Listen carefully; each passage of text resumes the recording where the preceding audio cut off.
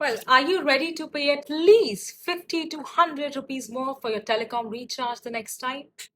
Your mobile recharge may be about to get more expensive. But here's the interesting part. Airtel hasn't announced a massive across the board tariff hike. Instead, it has done something much more strategic. Four popular plans 299, 579, 619, and 649 are gone.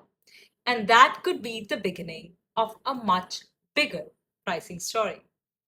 Take the 299 plan, it's gone, and the closest replacement is 349.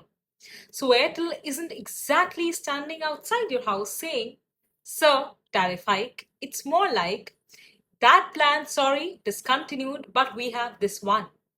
Same telecom company, same consumer, slightly different bill. And that's precisely why this move is interesting. It isn't a headline tariff hike, it's a portfolio rationalization, or in simple English, it's a quiet price increase. Now, analysts estimate that this move could lift Airtel's effective tariffs by around 3% and support ARPU growth. The number Airtel really cares about is ARPU, that's average revenue per user, and the company already has one of the highest ARPUs in India's telecom industry. So why push it higher, you must wonder? Because the industry's problem isn't simple. We need more subscribers. It's increasingly, we need more revenue from every subscriber. Airtel's executive vice chairman Gopal Vittal has actually been quite explicit about this. His argument is that India's pricing architecture needs to be repaired. Because today, at relatively low price points, users can get unlimited data. And when unlimited data comes at a low price, ARPU hits a ceiling. And as Vittal put it, the industry needs to move away from an architecture where very low pricing comes with unlimited data because it caps the revenue for operators. And the broader point, you don't necessarily have to touch every single price point. You can simply repair the architecture gradually. So think of it this way. Imagine a restaurant where you pay 300 rupees and then the waiter says, Congratulations, eat whatever you want. Unlimited pizza, unlimited dessert, unlimited everything. At some point, the restaurant is going to say, We need to rethink this sort of a business model. And that's essentially what telecom companies are saying. Unlimited data is great for you, but it's not necessarily great for their ARPU. That's the average revenue per user, like I said, a very key metric for these telecom companies. Let's try to understand how did we actually get here. So Reliance Jio entered the market and basically said, what if mobile data was ridiculously cheap? That's what they did. Jio's launch offer gave users free data, free voice calls and SMS. It was a pricing earthquake. Data became dramatically cheaper. Voice effectively became free. And competitors had to respond. So Airtel, Vodafone, and others couldn't simply watch their customers migrate. Subscriber churn is what you call that. They had to cut prices, bundle more data, and offer free voice. So remember this, Jio's entry pushed the telecom prices down, and Airtel and other telcos as well, of course, survived by adapting to that new reality. Let's fast forward to 2026. The same Airtel is now effectively saying, guys, maybe we went a little too far. The industry now wants to move in the opposite direction. So, from more data for less money to better monetization of the data you are already using. And Airtel's latest move is a very carefully collaborated first step. It's not that everything is 20% more expensive tomorrow, but the idea is more like let's remove some of the cheaper options and push customers towards a higher value plan. That's much less disruptive and potentially much better for our pool. But Airtel has a problem, gear lock.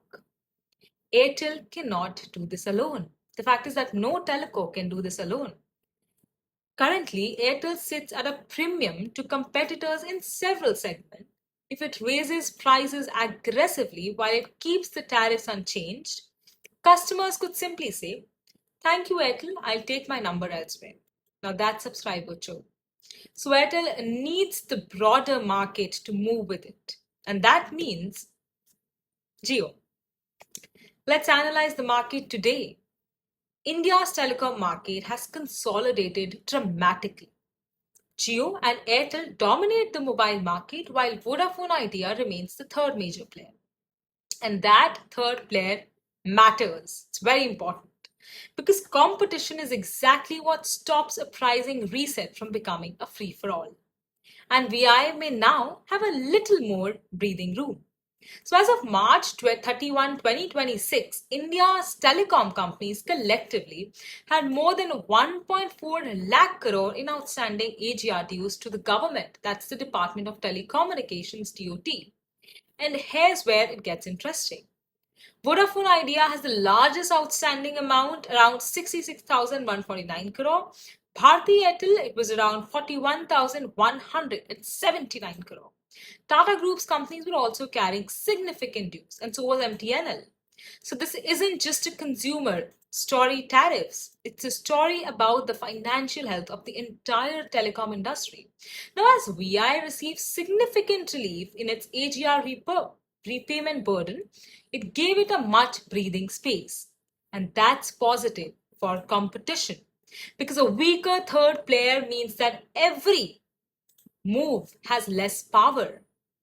And remember what telecom companies are spending money for: 5G rollout, network expansion, more spectrum, more fiber, more capacity, and eventually the next generation of networks.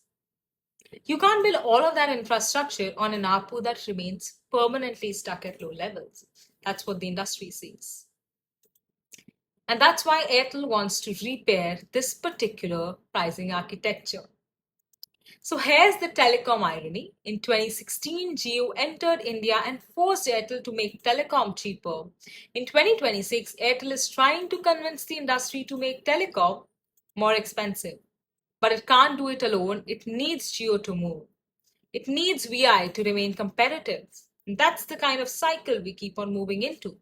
It needs consumers to accept that the era of more data for less money may be coming to an end. So the real question isn't, has Airtel increased the recharge prices? The real question is, has Airtel just started repairing India's telecom pricing architecture? Because if Jio follows, your 299 rupee recharge could soon become a piece of telecom history.